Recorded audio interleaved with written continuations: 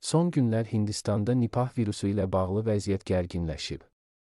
Bu virusun peyvəndi və spesifik müalicəsi olmadığı üçün ölkədə bir neçə insan karantinə alınıb və ölümlər qeydə alınıb. Milli AZ xəbər verir ki, Azərbaycanda isə Səhiyyə Nazirliyi bildirir ki, hazırda Nipah virusu ilə bağlı heç bir yoluxma halı aşkar edilməyib.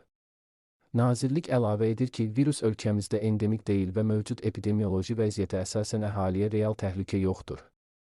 Daxili yayılma riski aşağı qiymətləndirilir, geniş yayılma ehtimalı minimaldır, çünki virus insandan insana asan ötürülmür. Səhiyyə Nazirliyi vəziyyəti daim izləyir və sərhəd keçid məntəqələrində sanitar-epidemioloji nəzarət gücləndirilib.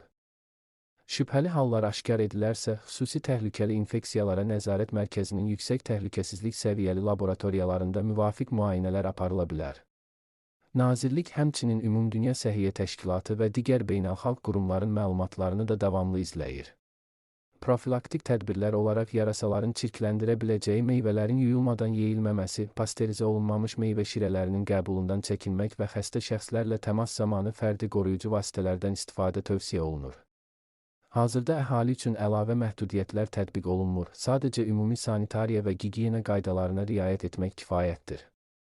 Endemik bölgələrdən gələn şəxslərin sağlamlıq vəziyyətini izləməsi və şübhəli simptomlar yaranarsa həkimə müraciət etməsi tövsiyə olunur. Epidemioloji vəziyyət nəzarət altındadır və təşvişə əsas yoxdur.